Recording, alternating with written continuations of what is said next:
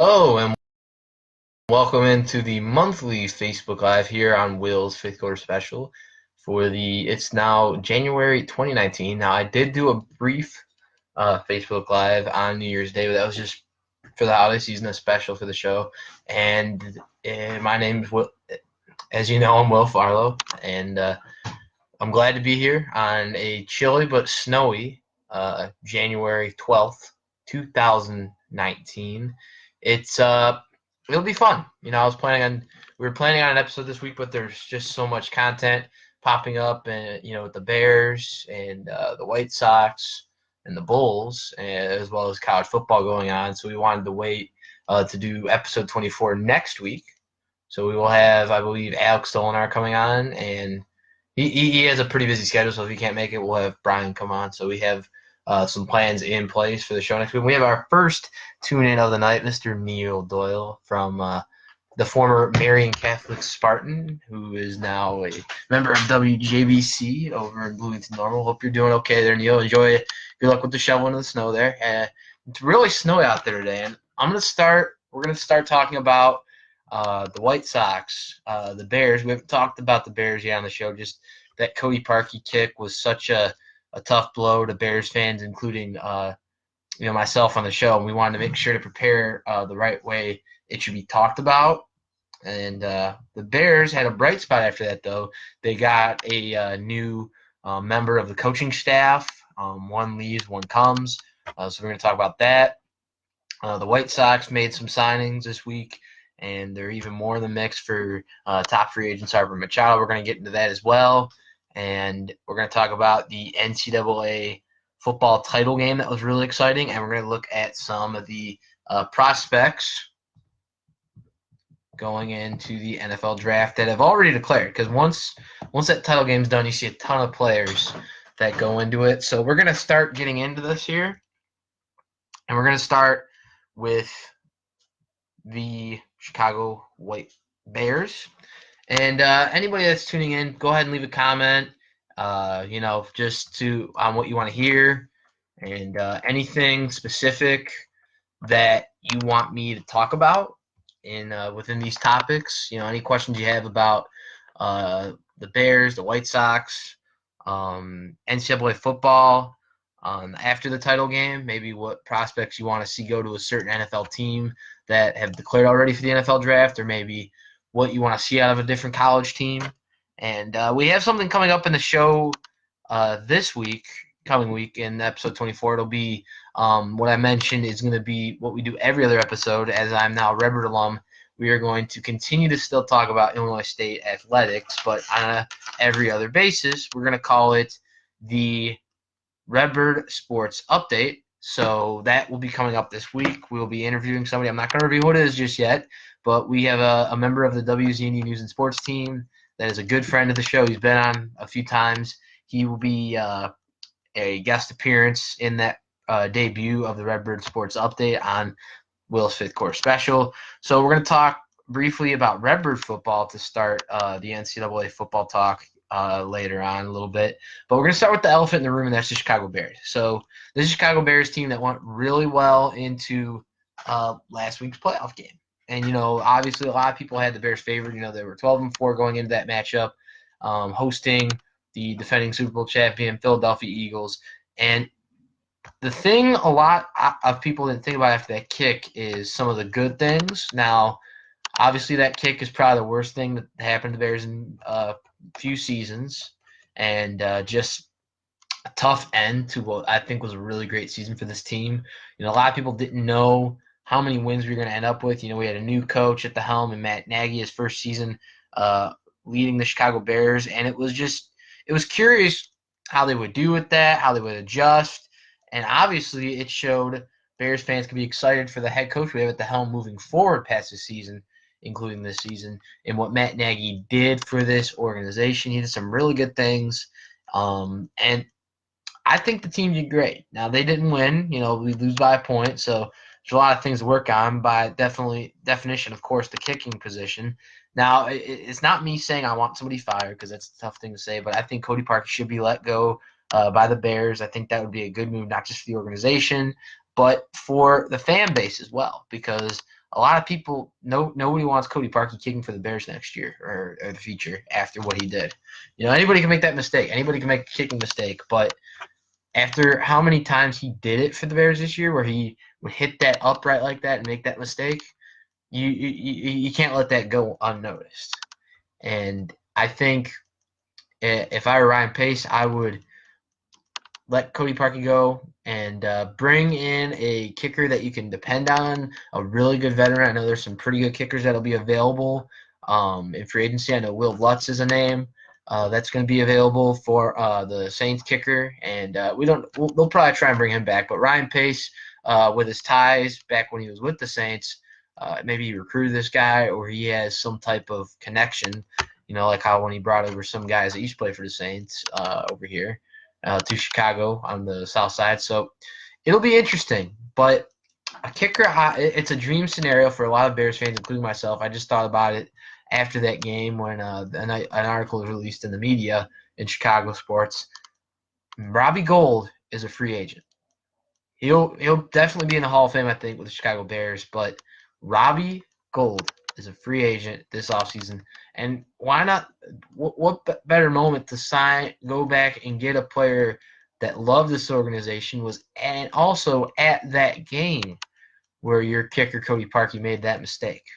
So I think that's a really good opportunity for the Bears to go sign their superstar back at the kicking position because Robbie Gould can always get the job done. We've known that in his history with the Bears, with the Niners, when he was with the Giants, wherever he has been in the NFL, we have seen that he is up to the challenge. So that is my prediction for the Chicago Bears. Now we're going to go into the second part with the Chicago Bears. It was their bright spot recently after this tough loss. It was a defensive coordinator situation. Now, we kind of had a feeling Vic Fangio was going to eventually get a head coaching role, and they were talking about it on the radio, which I found really interesting. Even when we got him on in the South Side and the city of Chicago before, back when we had John Fox going into Matt Nagy's era, year one this year, he was up for head coaching jobs in the past, but he was looked down on. He was looked at it still as he is today as a great coach in the NFL and a good teacher to players, very well respected in the league, but he wasn't given that head coaching job opportunity. He was always looked away from that. But a lot of credit has to go to the Denver Broncos for, after the Bears interviewed him last year for the head coaching job. And, yes, he did stay as defensive coordinator, but they still interviewed him. That still means something that the Bears showed good character by that, but the Denver Broncos, I think, made a really great move. Now, they could have easily gone an offensive-based minded coach, but I think in terms of where their strength is on their team, that I think Vic Fangio is better suited for them as a head coach moving forward. Now, Vance Joseph wasn't terrible, but they need a guy that's more effective, is a better teacher. And I think that when he was with Matt Nagy, Vic Fangio was an incredible help to this defense, even more under Matt Nagy, because John Fox and him were both defensive minds. So under Matt Nagy, though, Vic Fangio was able to kind of do his own thing with the defense.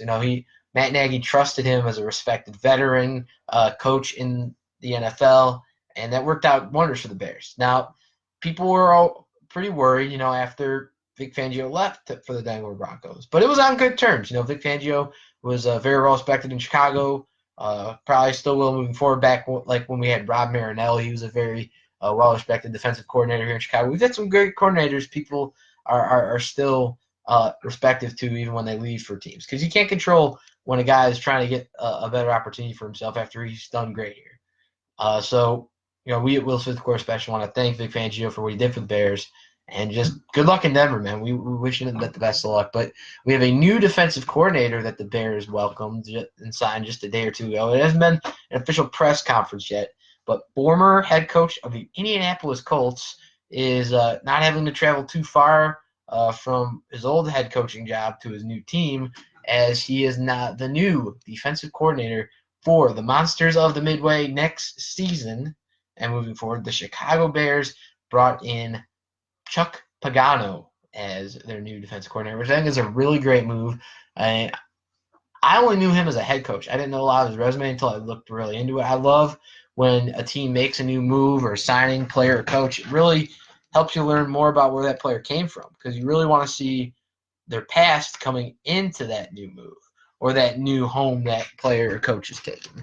So I think that's a really great move. It's a really good thing for the Bears. You know, you lose a guy like Fangio.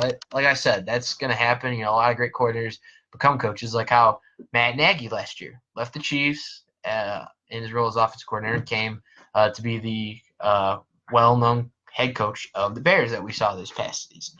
So it's a really good bright spot for the Bears.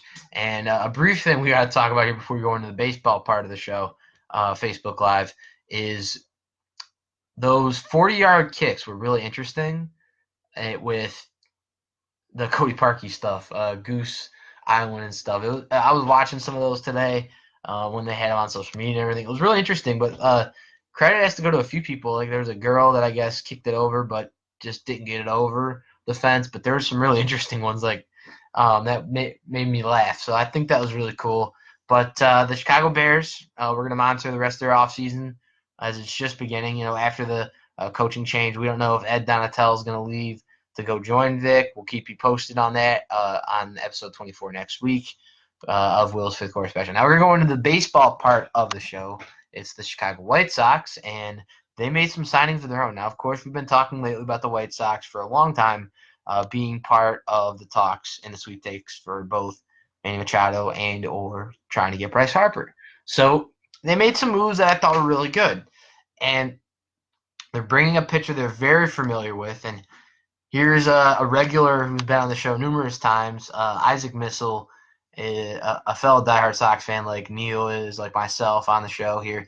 So Isaac, you're on at the right time, man. We're about to talk about the moves the White Sox have recently made, some of the developments of Manny Machado and Bryce Harper. As the White Sox, one of the two signings we're going to talk about first is Kelvin Herrera. Now, I got to be honest, I didn't expect us to go for a guy like Kelvin Herrera. He's a great reliever, very well respected. Didn't like facing him when he was in Kansas City because he was so good. See him in the visitors' side against the Sox, but now he's on the Sox. So I think he's a really good veteran arm, and I think it's interesting. You know, we were in talks for Al Ottavino. We probably still can. He's still a free agent. Cody Allen, former Cleveland Indian, still a good reliever available. Even Craig Kimbrell, but I don't think the Sox, it'll be a shocking surprise if they put money into that closing role with Kimbrell after they just added Kelvin Herrera and Alex Colomé, but right-handed Kelvin Herrera comes back to the AL Central, but against his old team, the Royals, as he will be joining the Chicago White Sox on a 2-year, $18 million deal with an option for year 3, which I think is a really great and affordable deal for the White Sox, especially in a team in the Southsiders that's really trying to bring in a guy like Manny Machado or Bryce Harper, get some other things done. They are checking everything off the list. And as hard as it would be to not see the Sox come close in those sweepstakes for those free agents, they still have a lot of really good talent coming in. They have a lot of promise, but they're checking things off the list based on team holes and needs. You know, you trade Omar Narvaez for Alex Colomé, that trade with the Mariners that started the Sox move this offseason. Then you bring in a guy that's used to the division like James McCann. You bring it in through a trade, Yonder Alonso, and some other big moves they've made as well. But there was an under-the-radar move, too, which I really liked. And I'm going to mention it before we go into the second signing of the two the White Sox have made recently. It was Randall Delgado. Now, a lot of people do not remember how he started in the league, but he was part of that bullpen with the Roldays, Vizcaíno, and young Alex Wood when he was still developing in the minors. Those guys developed an Atlanta system together, and, they obviously went their separate ways. Delgado had an interesting career. He pitched a little bit with the D-backs, and now he's coming to the Sox on a minor league deal, and the White Sox, I think, took a really good swing at that. He's still pretty decent aged pitcher. He had some injury history the last year or two, but he is with a team that's really young. You can teach some of those young pitchers we have what he's learned in his days in Atlanta and pitching in the majors a little bit here and there, different stints, minors, majors, minors, majors. But I think it's a really good minor league deal. But the White Sox made a move that ensures how big their interest is on Manny Machado. There's no question Rick Hahn wants to get his player in Manny Machado. We've known that for the last few years, but lately the last few months have been questionable, with the Phillies and the Yankees. But the Yankees made a free agent signing just a few day or two ago, bringing in DJ LeMahieu, the former All-Star second baseman that was with the Colorado Rockies. He will be now going to the American League on a 2-year, $24 million deal with the New York Yankees. So that pretty much, I think, takes the Yankees out of the running, in my opinion. I know I'm going to agree with Chuck Garfien of MC Sports Chicago on this one, and some of the other media people in Chicago and elsewhere.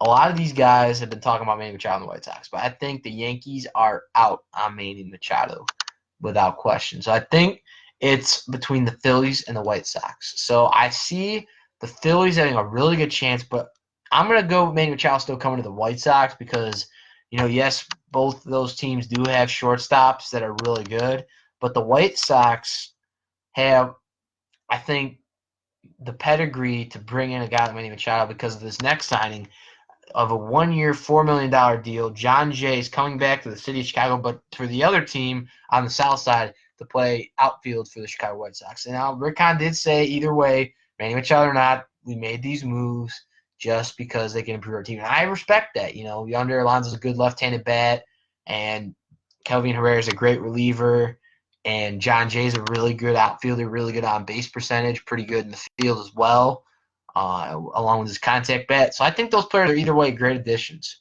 And I think Manny Machado fitting great. Now the question is, of course, the money and the contracts, but I think Bryce Harper, now we would love to see him on the south side of Chicago facing Chris Bryant in the Crosstown Classic. So I'm not ruling out I'm not interested in Bryce coming to the Sox, but I think it's really intriguing with Manny Machado interest right now. I think we have a better shot at Manny Machado than Bryce Harper because Bryce Harper is really used to the NL. He probably wants to stay in that division, go with the Phillies, might go back to Washington. So I think the sure option for the White Sox of the two big free agents is Manny Machado. So we're hoping Manny Machado will go to the White Sox. We got to cross our fingers here. We're hoping one of these signings will come up soon. And we have another viewer on tonight, Mrs. Cott. Good to see you as well. Everybody braving the snow, staying safe in the weather, staying warm, shoveling their walks.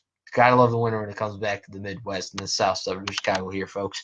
So the White Sox made those moves. I think it's really great. But, of course, we're waiting on Manny Machado. And they also avoided arbitration with 4 players yesterday. 1-year deals with Colome, Rodon, and Sanchez. And the infield as well as Jose Abreu. So there's no question a lot of these guys are going to stay with the White Sox. Carlos Rodon is a Boras client, so that's kind of an interesting situation, given their interest in Harper, that connection there. But Yolmer Sanchez is really good in the infield. I love his versatility and his utility style of play. When he came up from the minors just 3-4 years ago, he was mainly to play second base, but he's able to play short, third. He can play any situation there. In the infield, he's a really good infielder, really good energy, comes up at the right time and can do the best he can. He is really good in those situations. And I really like what he does for this team. I think he's really helpful for the rebuild. Even when you bring up eventually guys like Madrigal, possibly bringing in a Machado, you have Moncada, Timmy Anderson. I think Yolmer still is in that conversation of being a part of this team through the rebuild and when it's contending. He's going to be really a big part of that contention in my beliefs. Alex Colome, he's under control till 2021, which is a really big deal for the Sox. You make a good trade like that with Seattle. You don't want to lose that guy to arbitration. Yes, you only gave up a catcher that was in the Rule 5 draft formally 5 years ago, but this is the player you really need to keep. And obviously Jose Abreu wants to retire with the White Sox. We've heard him say that numerous times, so we're hoping he stays on the south side. And those are some of the big moves I really liked. Abreu, just to reiterate, got $16 million 1-year contract in arbitration. Right-handed reliever, formerly of the Seattle Mariners, Alex Colome, $7.325 million. Left-handed starter Carlos Rodon, $4.2, and switch hitting infielder Yolmer Sanchez, $4.625 million. And those were announced as of Friday night. So these new deals bring the 2019 payroll to $80 million, but it still gives the Sox flexibility for Manny Machado and Bryce Harper, one of those two, because it's going to be really important to see what they do with that.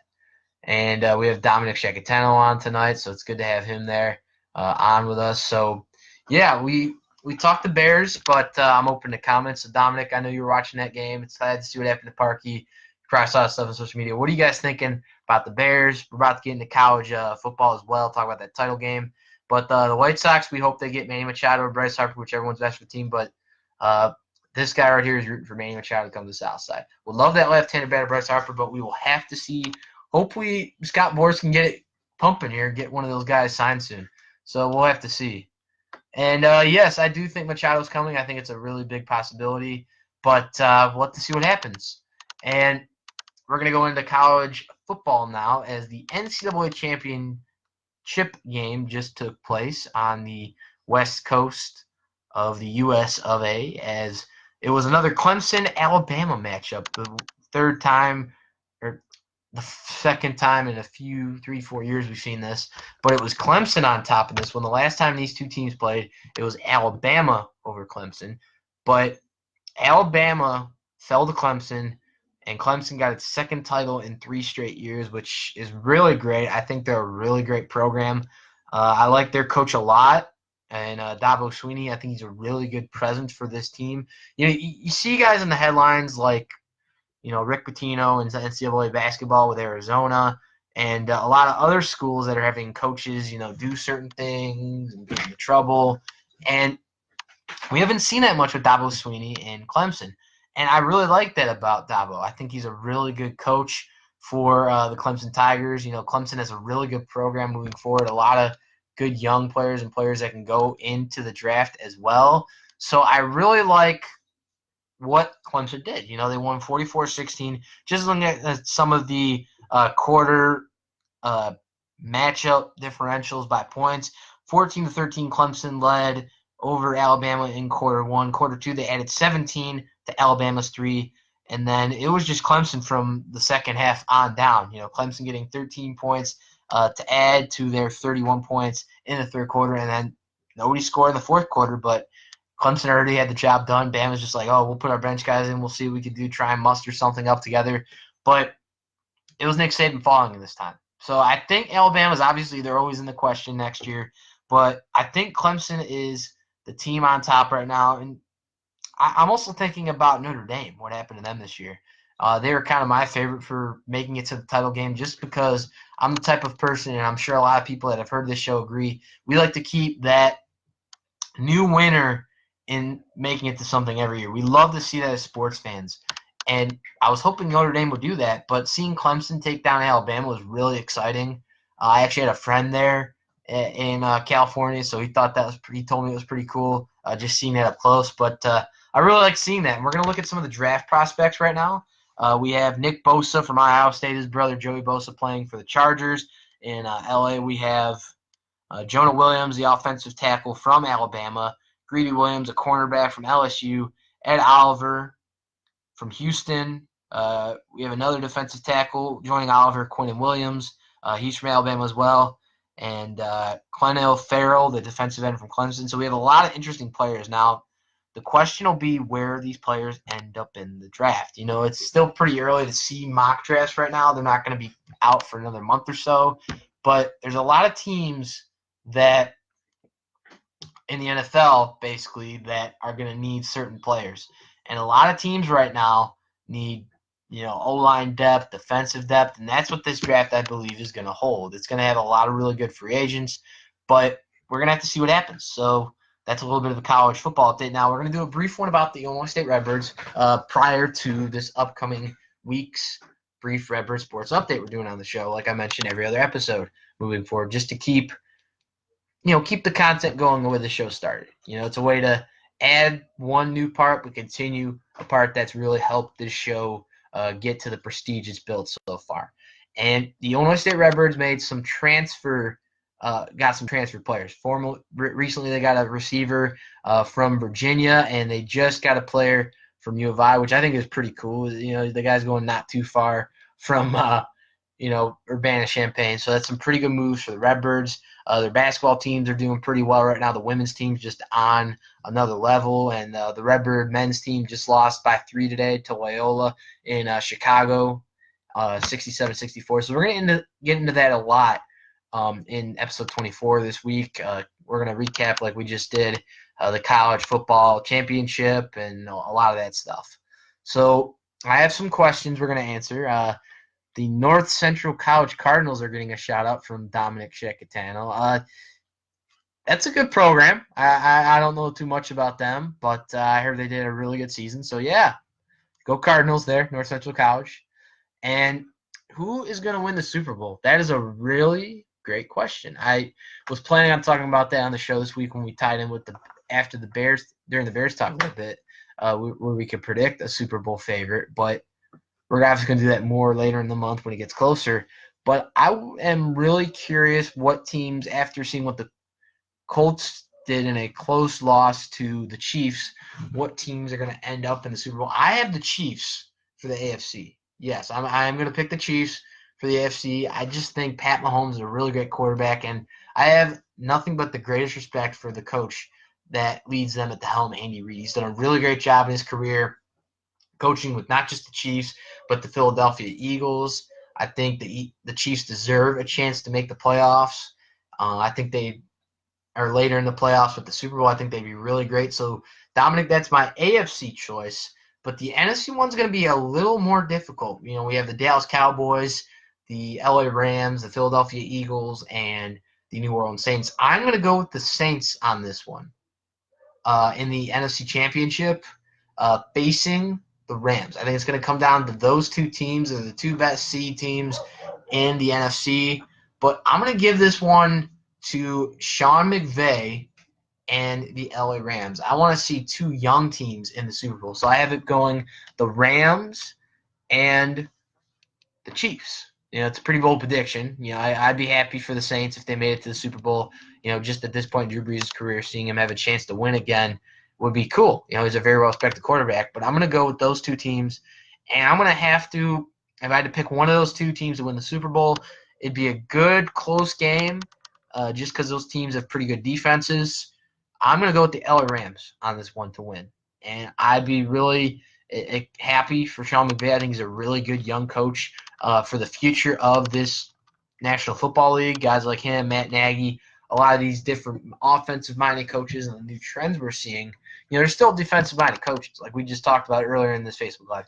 Vic Fangio going over Denver and a lot of other coaches making moves. We saw the Matt LaFleur leave the Tennessee Titans for the Chicago Bears rival, the Green Bay Packers. So we're seeing a lot of moves, but that's got to be my Super Bowl favorite. And Dominic, I know you called me out about what mine was, but why don't you share with us in the comment section what yours is? We had Zach Wilson from WZND and Illinois State University joining us tonight, so good to have you on, Zach. So that is a majority of the content I had planned for tonight. You know, White Sox, we talked a lot of that stuff. The Bulls are an interesting one we could talk a little bit about, but there's not really too much going on aside from, you know, they lost pretty badly to the Warriors last night. And I'm really interested in hindsight where their trades are going to go. Yeah, you know, they just made a few trades or so recently in terms of, you know, improving this rebuild, which I think is going to get there pretty soon. You know, we got Markkanen back and done a few weeks ago, and they're looking pretty good with Zach LaVine. Wendell Carter Jr., I think, is having a really great rookie season. And it was talked about on this show back when we had, you know, for the NBA draft episode this past summer, Mark Schanowski of NBC Sports Chicago and David Hall of the Chicago Tribune were on with us. And, you know, we were joined with me and Alex Dolinar on that. Probably what was one of my favorite episodes of all time on the show, to be exact. I've had so many episodes I've done for this show, but that was probably a memorable one in that case because it was that part of an offseason, right near something big like the NBA draft. So it was really exciting. And what we talked about is how Wendell Carter Jr. would be a really good fit. You know, he's a really good presence in the front court, and how he could fit and pair with Lauri Markkanen. And we're going to see that a lot more because we've only seen that for a short time because Lauri Markkanen had that injury earlier on in the season. But as that continues to develop, the thing the Bulls really need that I've been thinking about a lot as well is we got to trade Jabari Parker. Robin Lopez is a great veteran while he's been with the Bulls, but they got to shed his salary. He's going to be a free agent in the year. We got to get some picks for him. Bring him over to a team that is contending. So he gets a chance to win elsewhere at his point in his career. But I think in the Bulls' case, they will find good trades for Robin Lopez and Jabari Parker. Both, I could even consider seeing a trade for. I don't think Bobby Portis. They're going to lock him up on a contract, but I'd be real interested to see if Chris Dunn goes, and they were talking about him.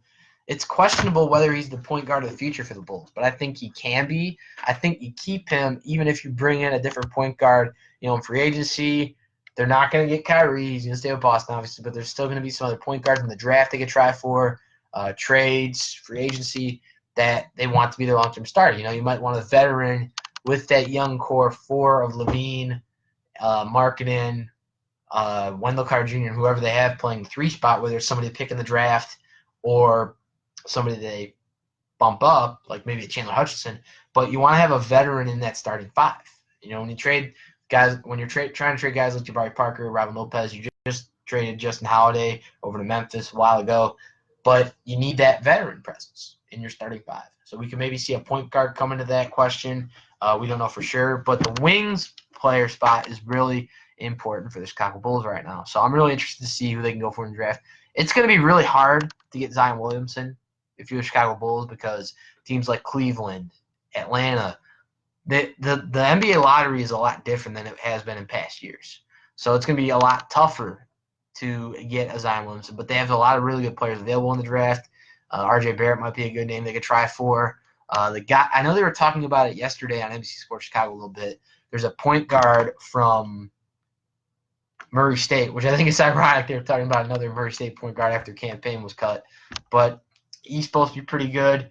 This draft is not as good as last year's, I've heard. Like, the talent level isn't as big. So it's going to be even bigger for the Bulls to, continue that tank process to get a higher pick in the top 3. Because I feel like once you get past the top 5, there's not going to be too many players unless, like, we see a more latter part of the Division I season for NCAA basketball. We have some people joining as well. My Uncle John over in Pennsylvania is joining tonight. Love you, Uncle John. Hope you're doing great. We miss you.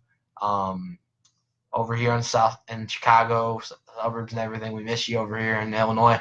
Raphael Canty from my high school is on, and Mike Diaz is on as well. So it was a pleasure having one on here tonight, surviving the snow, the cold weather. Hope everybody stays warm, drink good fluids, and enjoy that late white Christmas snow we're getting. And we'll have an episode 24 that's coming in good fashion this week. Some of the stuff we talked about tonight that not everyone heard will be talked about in episode 24 in more detail. So be on the lookout for that. So thank you for joining me tonight. Enjoy the NFL playoffs continuing tomorrow.